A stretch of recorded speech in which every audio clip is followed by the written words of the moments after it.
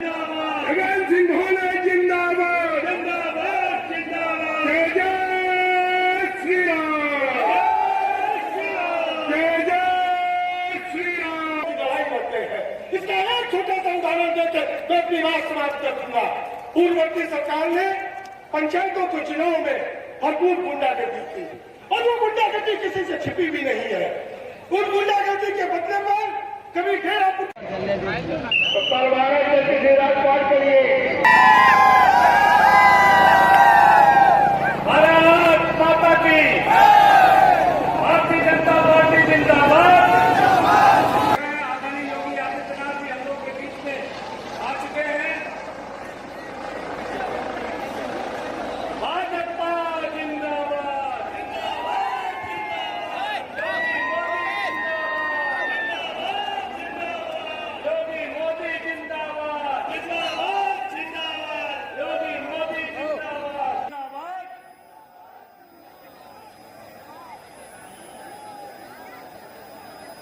हम सब लोगों के बीच में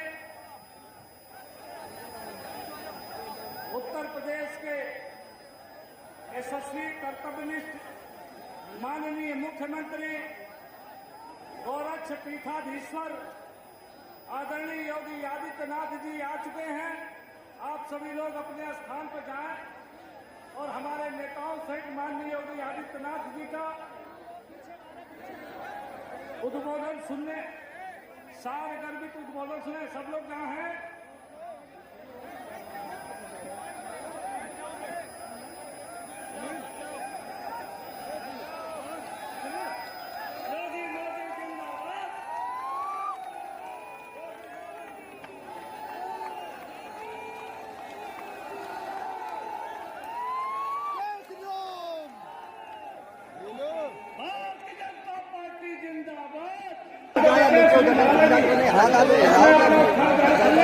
हम सब लोग के बीच में उत्तर प्रदेश के यशस्वी मुख्यमंत्री कर्तव्यनिष्ठ गौरक्ष पीठाधीश्वर माननीय योगी आदित्यनाथ जी उपस्थित हो चुके हैं।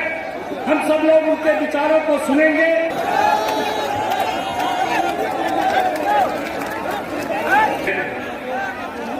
विकास की ओर, समरसता की ओर, प्रगति की ओर इस उत्तर प्रदेश को ले जाने की जिम्मेवारी जिनके सशक्त हाथों में है, ऐसे हमारे उत्तर प्रदेश के माननीय मुख्यमंत्री परम श्रद्धेय योगी आदित्यनाथ जी महाराज उस व्यक्तित्व के आधार पर जिन्होंने भारत माता की शान पूरे विश्व में दोबारा स्थापित करने का काम किया है, उस आदरणीय योगी आदित्यनाथ जी के नाम के ऊपर जिन्होंने उत्तर प्रदेश में सुख शांति बहाल करके उत्तर प्रदेश के प्रगति के रास्ते के ऊपर आगे बढ़ाने का काम किया है, आज उनके नाम से वोट लेंगे। तो हम तो कहते हैं बुंदल क्षेत्र में जहाँ इतने श्रद्धालु यहाँ आते हैं, ऐसी पावन भूमि है। माँ कुष्मांडा देवी के चरणों में नमन करता हूँ। महाकवि भूषण की जन्मस्थली है, उनके चरणों में भी नमन करता हूँ।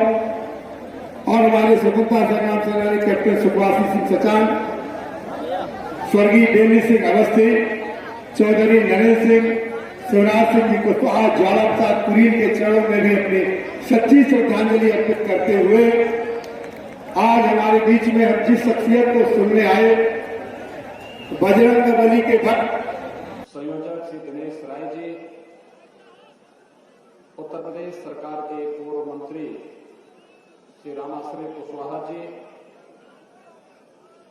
उत्तर प्रदेश सरकार में राज्य मंत्री का दर्जा प्राप्त श्री बाबूराम निषाद जी, अवधेश शुक्ला जी, श्रीमती ज्योतिषना कटियार जी, चेयरमैन जिला सहकारी बैंक श्री अरविंद सचान जी, डॉक्टर प्रेम सिंह सचान जी, और आज इस लोकसभा सीट पर भारतीय जनता पार्टी के प्रत्याशी और लोकप्रिय सांसद श्री देवेंद्र सिंह भोले जी के समर्थन में इतनी भारी संख्या में यहाँ पर उपस्थित सभी उपस्थित भाइयों बहनों, पूरे देश के अंदर पूर्व में, पश्चिम में, उत्तर में, दक्षिण में अनेक राज्यों में भारतीय जनता पार्टी के प्रत्याशियों के पक्ष में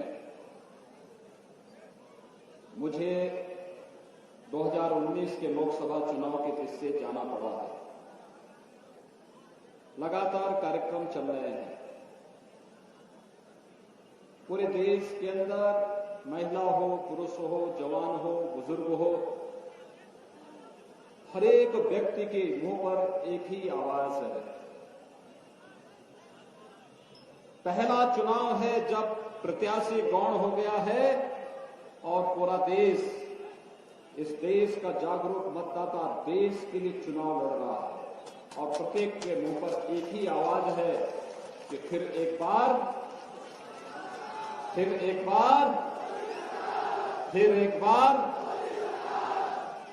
यही आवाज पूरे देश के अंदर है कि फिर एक बार मोदी सरकार की। भाइयों बहनों, ये अचानक नहीं हुआ है। याद करिए 26 मई 2014 की तिथि, जब इस देश में प्रधानमंत्री पद की शपथ से नरेंद्र मोदी जी ने ली थी और प्रधानमंत्री पद की शपथ लेते समय मोदी जी ने जो कहा था और उससे पहले के प्रधानमंत्री ने जो कहा था, अगर इन दोनों में आप तुलना करेंगे तो आपके सामने स्थिति स्पष्ट हो जाएगी कि कौन लोग सांप्रदायिक हैं और कौन लोग राष्ट्रवादी हैं। डॉक्टर मनमोहन सिंह जी कांग्रेस नेतृत्व की यूपीए सरकार का 10 वर्षों तक उन्होंने नेतृत्व किया था और उन्होंने ये भी कहा था कि देश के संसाधनों पर पहला अधिकार मुसलमानों का है। ये डॉक्टर मनमोहन सिंह जी प्रधानमंत्री के पद पर रहते हुए इस प्रकार का वक्तव्य देते हैं और जब 26 मई 2014 को इस देश में एक नए विश्वास के साथ देश की 125 करोड़ लोगों की जन आकांक्षाओं की पूर्ति करने के लिए प्रधानमंत्री पद को ग्रहण करने के लिए श्री नरेंद्र मोदी जी आए थे, तब उन्होंने कहा था कि मेरी सरकार इस देश के अंदर गांव के लिए, गरीब के लिए, किसान के लिए, नौजवान के लिए, महिलाओं के लिए, समाज के प्रत्येक तबके के लिए बिना भेदभाव कार्य करेगी। हम विकास सबका करेंगे लेकिन तुष्टीकरण किसी का नहीं करेंगे। सबका साथ, सबका विकास, यह नारा किसी ने दिया था तो मोदी जी ने दिया था और भाइयों बहनों उसको करके दिखाया। जो कहा सो किया। उन्होंने कहा कि मेरी सरकार देश के अंदर बिना भेदभाव के योजनाओं का लाभ सबके लिए देगी, बिना भेदभाव के देगी। आप देखिए, मैं जिन योजनाओं का नाम ले रहा हूं, इनमें से किसी भी योजना को किसी व्यक्ति, किसी जाति, किसी क्षेत्र, किसी भाषा, किसी मत, किसी मजहब को ध्यान में रख करके नहीं, बल्कि इस देश के प्रत्येक गरीब को, किसान को, नौजवान को, महिलाओं को ध्यान में रख करके बनाई गई। आजादी के बाद पहली बार हुआ देश के अंदर हर गरीब के पास अपना मकान होना चाहिए। एक लक्ष्य निर्धारित किया गया, जब देश आजादी के 75 वर्ष पूर्ण कर रहा होगा, आजादी के हीरक जयंती वर्ष में यह देश दुनिया को क्या दिखाएगा। भारत के सामने एक संकल्प और भारत के सामने एक दृढ़ इच्छा शक्ति के सामने भारत के नेतृत्व के रूप में प्रधानमंत्री मोदी जी ने कहा कि हम इस देश के हर गरीब को सिर ढकने के लिए छत देंगे। प्रधानमंत्री आवास योजना किसी की जाति देख करके नहीं, उसकी गरीबी देख करके प्रत्येक गरीब को दी जा रही है और 5 वर्ष में 1.5 करोड़ गरीबों को प्रधानमंत्री आवास मिलना, हर गरीब को शौचालय मिलना, 5 वर्ष में 9.5 करोड़ गरीबों को एक शौचालय उपलब्ध हो जाना,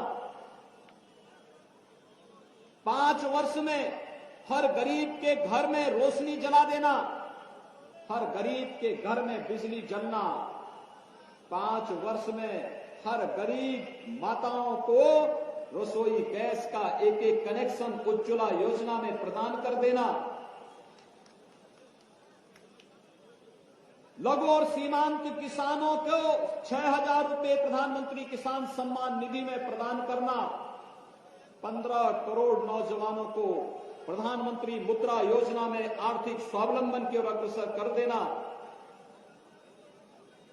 37 करोड़ गरीबों के बैंक में खाते खोल करके उन्हें भ्रष्टाचार से मुक्त व्यवस्था देना और 50 करोड़ लोगों को आयुष्मान भारत में 5 लाख रुपए तक की स्वास्थ्य बीमा का कवर निःशुल्क प्रदान करने की व्यवस्था, ये अगर किसी ने किया तो प्रधानमंत्री मोदी जी ने किया। यानी एक और लोक कल्याणकारी योजनाएं बिना भेदभाव के गरीब को, किसान को, मजदूर को, नौजवान को ध्यान में रखकर की गई। और जब हमारी सरकार आई, हमारी सरकार ने भी मोदी जी का अनुसरण करते उसी प्रकार से कार्य किया।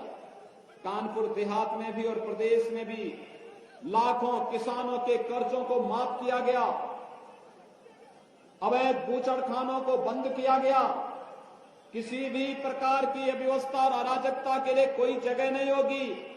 किसानों को न्यूनतम समर्थन मूल्य से अधिक दाम देने की व्यवस्था की गई और साथ ही साथ व्यवस्था की गई कि गुंडे, अपराधी, माफिया जो सत्ता के पहले सरप्रस्त सपा और बसपा की सरकार में हुआ करते थे, हमारी सरकार ने संकल्प लिया था कि हम लोग अपराध और अपराधियों के प्रति जीरो टॉलरेंस की नीति पर कार्य करेंगे। और भाइयों बहनों, आज मुझे बताते हुए प्रसन्नता है, हमारी सरकार के समय में हमने अपराधियों के लिए 2 ही जगह तय की हैं, या तो अपराधी की जगह जेल होगी या राम नाम सत्य है कि यात्रा में अपराधियों को भेजने का कार्य हमारी सरकार ने बिना किसी संकोच के किया है, बिना किसी संकोच के किया है। जो गरीबों का, किसानों का, व्यापारियों का उत्पीड़न करेगा उसका जीना हराम कर देंगे। और सरकार ने इस दृढ़ता के साथ प्रदेश के अंदर कार्य किया, आज इसका परिणाम आप सबके सामने है। मुझे याद है मैं आज से 20 दिन पहले मेरे पास समाजवादी पार्टी के एक वरिष्ठ नेता का फोन आया था। उन्होंने मिलने का समय मांगा तो मैंने उनको कहा, चौधरी साहब मैं बाहर हूं, चुनाव प्रचार में हूं, मैं लखनऊ पहुंचता हूं तो मैं आपको बुलाऊंगा। मैं जब लखनऊ पहुंचा तो मैंने उन्हें बुलाया। मैंने उनसे पूछा, मैंने कहा बताइए क्या काम है। उन्होंने कहा कि मैं भारतीय जनता पार्टी के लिए सहयोग करना चाहता हूं। मैंने कहा क्यों? अब तो हम टिकट बांट चुके हैं। उन्होंने कहा भारतीय जनता पार्टी को इसलिए हम सहयोग करना चाहते हैं, मैं 6 बार विधायक रहा हूं, वर्तमान में एमएलसी हूं, 2 बार मंत्री रहा हूं। मैंने अपने लिए, अपने परिवार के लिए खूब प्रतिष्ठा कमाई, अपने समाज के लिए खूब प्रतिष्ठा कमाई, लेकिन अब देश के लिए कार्य करने का समय आ गया है और मैं भी भारतीय जनता पार्टी के मिशन के साथ जुड़ना चाहता हूं। भाइयों बहनों, मैंने कहा ये तो अच्छी बात है, लेकिन हम टिकट इस समय नहीं दे पाएंगे। उन्होंने कहा नहीं, बिना शर्त में आ रहा हूं। उनका लड़का जो एक जिले का जिला पंचायत का अध्यक्ष रहा है, वो भी साथ में था। उसने कहा हम इसलिए भाजपा ज्वाइन करना चाहते हैं, जब समाजवादी पार्टी का झंडा हमारी गाड़ी में लगा होता है, हम घर में जाते हैं